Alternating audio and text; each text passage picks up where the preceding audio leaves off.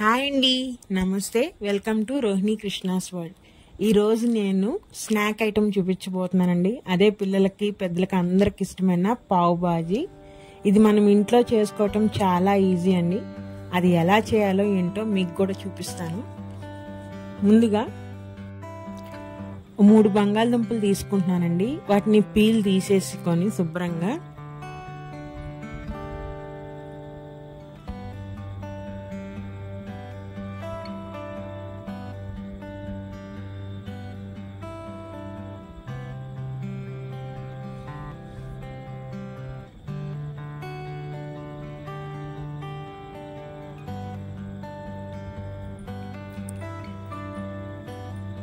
వాటిని చిన్న చిన్న ముక్కలుగా కట్ చేసుకోవాలండి.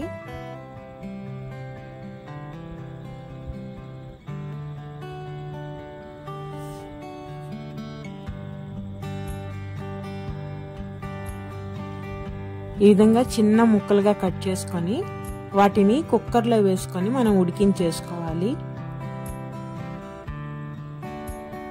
ఇలా పీల్ తీసేసి ఉడికించుకోవడం వల్ల మనకి నెక్స్ట్ ప్రాసెస్ అనేది ఈజీగా ఉంటుంది. నీళ్ళలో ముక్కలు మునిగే వరకు వాటర్ పోసేసి కొంచెం పసుపు కూడా వేసేసి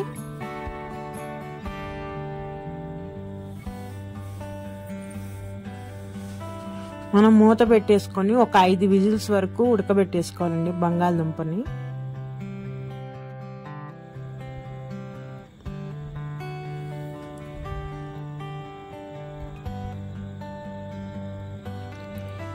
ఇప్పుడు మనము ఒక పెద్ద ఉల్లిపాయ ఒకటి తీసుకోవాలండి. ఒక 1/4 కేజీ వరకు టమోటాలు తీసుకోవాలి.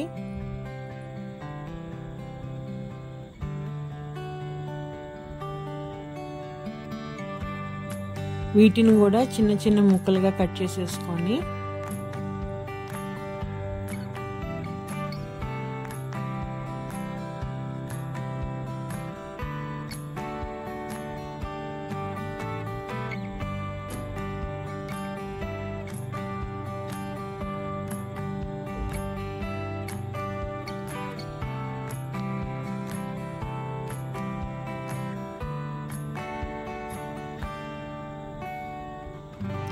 వీటన్నిటిని ముక్కలన్నిటిని మిక్సీ జార్లో వేసేసుకొని మెత్తటి పేస్ట్గా తయారు చేసుకోవాలండి.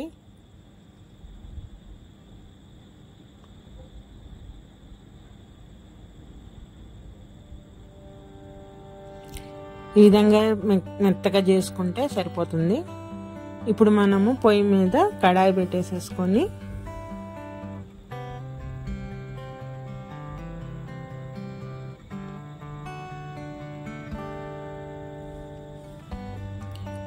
ఆయిల్ వేసేసుకోవాలండి.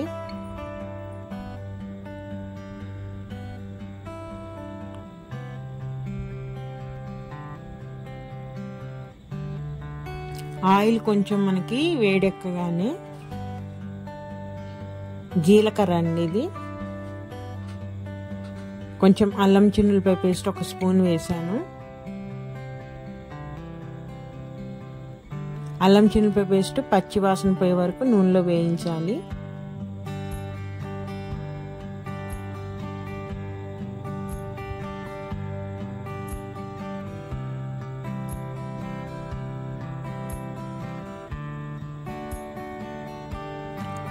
అల్లం చిన్నులపాయ పేస్ట్ మొత్తం వేగిపోగానే మనం ఇందాక మిక్సీ పట్టిన ఉల్లిపాయ టమాటా పేస్ట్ ఉంది కదండి, ఆ పేస్ట్ మొత్తము ఆ ఆయిల్లో వేసేసేయాలి.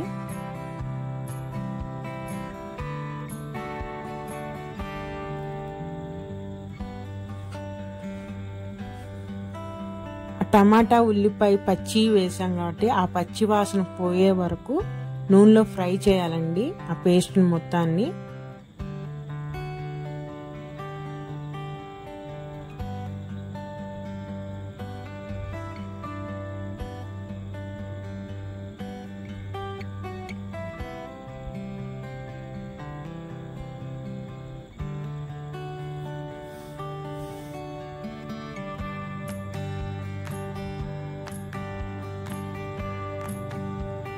మనం ఆ పేస్ట్ తొందరగా వేగటానికి 1 స్పూన్ పసుపు కూడా యాడ్ చేయొచ్చు.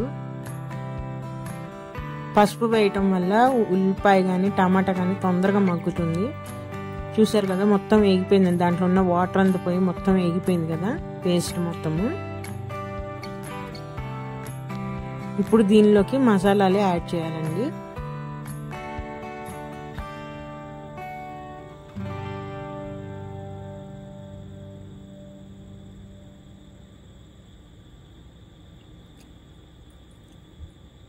కూరకు తగ్గిన సరిపోయినంత సాల్ట్ వేసుకున్నాను.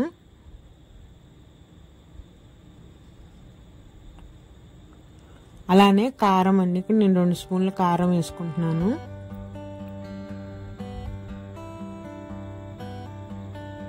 ఈ కారంలోనే ధనియాల పొడి, జీలకర్ర పొడి ఉంటుంది కాబట్టి నేను వేడిగా ఏం వేసుకోవట్లేదు ఇంకా అవన్నీ.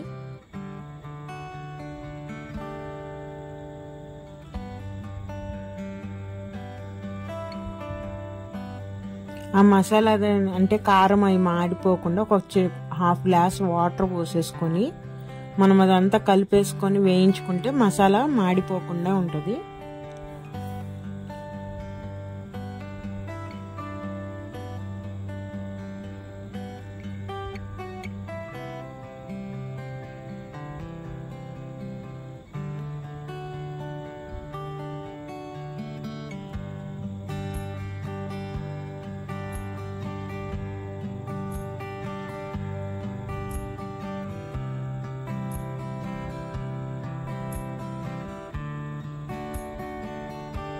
ఇప్పుడు మనం ఇందాక బంగాళదుంపలు ఉడకబెట్టుకున్నాం కదా, చూసారా చేతిలోనే ఎంత మెత్తగా అయిపోతుందో.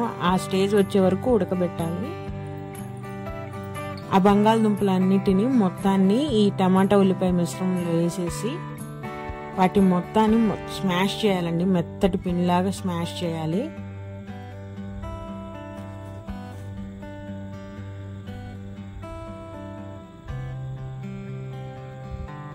మనం స్మాషర్ తీసుకొని దాంతో బాగా ఒత్తితే అదంతా మొత్తం కలిసిపోయిద్దండి. మొత్తం చిక్కటి గ్రేవీలా తయారవుతుంది.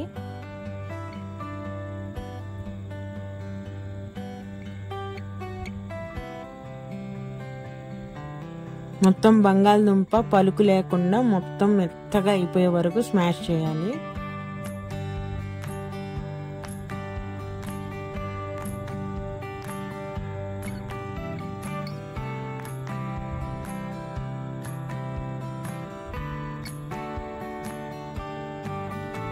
బంగాళదుంప మెత్తగా పేస్ట్ చేసాం కదా, ఆ మిశ్రమం అనేది బాగా గట్టిగా అయిపోతుందండి. అంటే చాలా థిక్ గ్రేవీలా తయారవుతుంది.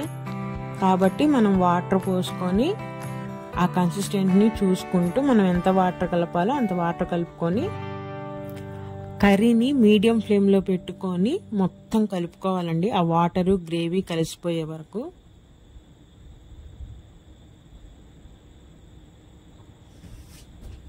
ఇంకా కొంచెం తిక్కుగా ఉంది కదా, ఇంకొంచెం వాటర్ పోసుకొని మనము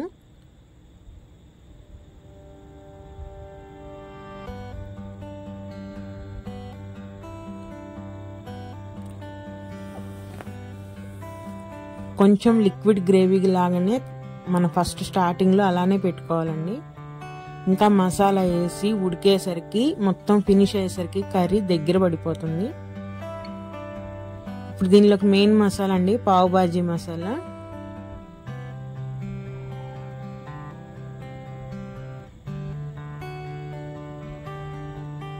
నేను ఈ పావ్ బాజీ మసాలాని 2 టేబుల్ స్పూన్లు వేసుకుంటున్నాను.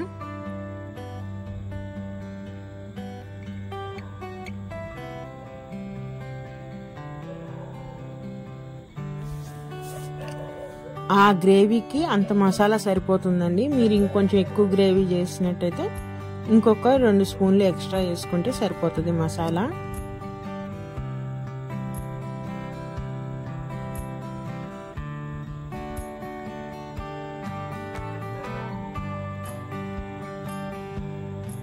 మూత పెట్టేసి మీడియం ఫ్లేమ్లో పెట్టేసి మనం ఇంకా గ్రేవీని ఉడికించుకోవాలండి.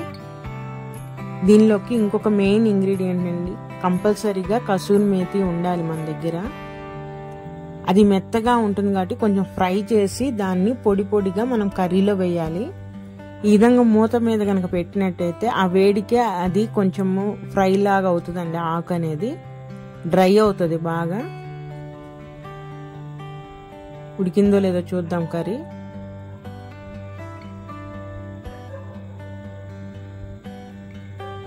బంగాళదుంప మెత్తగా చేసాం కాబట్టి అడుగును పడతా ఉంటుందండి. అప్పుడప్పుడు మూత తీసి దాన్ని కలుపుతా ఉండాలి.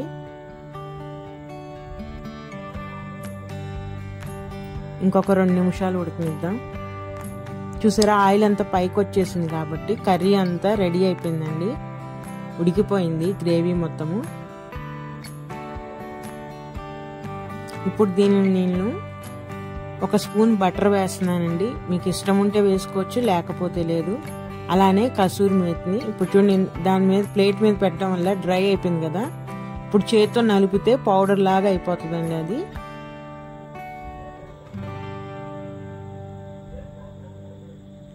కంపల్సరీ కసూరి మేతి ఉండాలండి.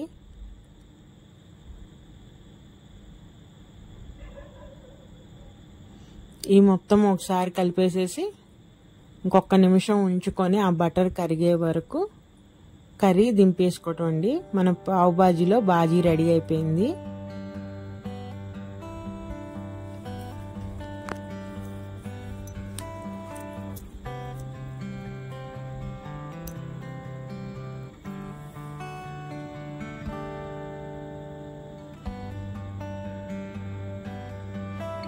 అలాగే లాస్ట్లో కొత్తిమీర వేసుకొని దించేసుకోవటం అండి. ఇంకా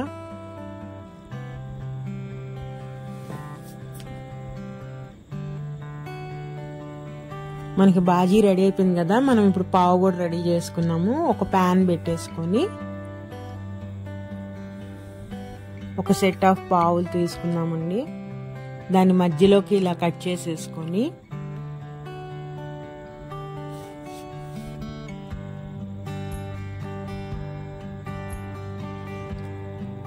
ప్యాన్కి బటర్ అప్లై చేయాలండి. లేదంటే ఆయిల్ కూడా వేసుకోవచ్చు, కానీ బటర్తో పావును కనుక కాలిస్తే చాలా టేస్ట్ ఉంటుంది.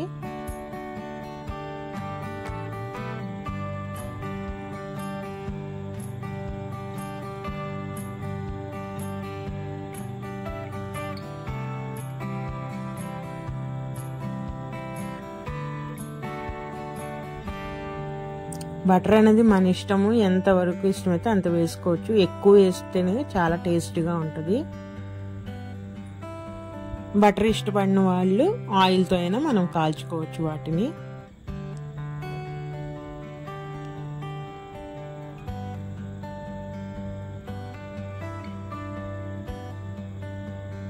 ఇలా మిగతా పావును కూడా అట్లానే రెడీ చేసుకోవాలండి.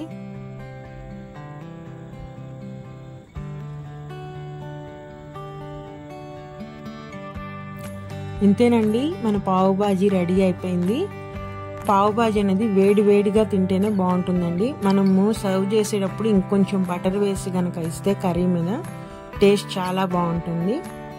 ఇలా మనం ప్రతిసారి బయటకు వెళ్ళి తినకుండా ఇట్లా మనం ఇంట్లోనే రెడీ చేసుకోవచ్చండి. ఇదేనండి ఈరోజు వీడియో. నా వీడియోస్ కనుక నచ్చి please subscribe my channel, like కూడా చేయండి. Thank you for watching. ఉంటానండి, బాయ్.